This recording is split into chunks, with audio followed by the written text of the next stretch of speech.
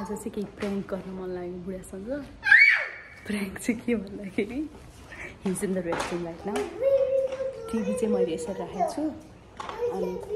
baby किन हल्ला गऱ्यो कि अनि टिभी त्यसरी राख्ने अनि ड्याडालाई आज हामी प्र्याङ्क गर्ने होइन अनि ड्याडालाई के भन्यो नि ड्याडा बेबीले टिभी फुटायो तिमीले ड्याडा बाथरुमबाट आउनु बित्तिकै ड्याडा टिभी फुट्यो भन है छोरो टिभी फुट्यो भन ड्याडा साना ओके सो एनिवे म चाहिँ यहाँ रेकर्डमा राखिरहेको छु निस्किने बेलामा त्यस पछाडि लेट्स रिकर्ड रियाक्सन है त काम गरिछौ छोरा त्यत्रो टिभी फुटाएर ठुलो काम गरिछौ उतैले हानेछ त्यो के अरे ट्रकले के भयो साना यो तिम्रो लिमिटले पार भइसक्यो क्या अब चाहिँ अब यत्रो टिभी फुटाएर के गर्ने अब टिभी फुट्यो नि बाबा ट्रकले किन हाने कि त के साथी टिभी फुट्या फुटायो नि बुढा कसरी फुट्यो उ त्यो ट्रक छ नि यसको नयाँ ट्रक त्यसले हानेर हिसुलाको ट्रकले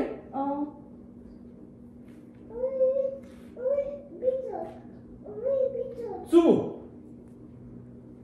सरी ड्याडा भन्छु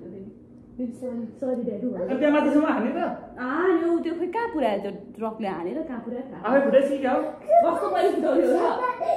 पुट्टोले कहिले फाल्दैन त खान्छ त्यसले के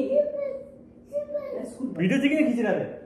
कहाँ भिडियो खिच्यो बाबुले खिचेर राख्यो होला सुकै बाबुले खिच्यो होला हौ बुढा नाटक गरेर हो क्या हो होइन के बाबुले खिच्यो नाटक नाटकै रहेछ इट वाज अ प्र्याङ्क बुढा कस्तो लाग्यो बुढा तिमीलाई प्र्याङ्क त्यस्तो सोचिरहेको थिएँ अब इन्सुरेन्स पनि छैन अनि हामीले प्र्याङ्क गरेको ड्याडुलाई हामीले प्र्याङ्क गरेको थ्याङ्क यू फर वाचिङ उल्टा हापेल लाएर आइछु बिचरा मेरो बुढालाई मैले यस्तो अत्ताइदिएँ आज टिभी फुट्यो भनेर ट्राउजर पनि उसले त उल्टो लगाएर आएछ हाउ वाज द प्र्याङ्क बुढा एकछिन के सोच्यौ त्यति दिनसम्म के सोच्नु त्यही इन्सुरेन्सलाई फोन गर्नु पर्ला इन्सुरेन्स छ कि छैन इन्सुरेन्स सेट गर्ने सोचिरहेको तर टिभी फुटेको छैन अर्को प्र्याङ्क चाहिँ उसको बुवा आमालाई गर्दैछ होइन बुवा आमालाई बाबाले टिभी फुटाएर आउँछ बाबा भनेर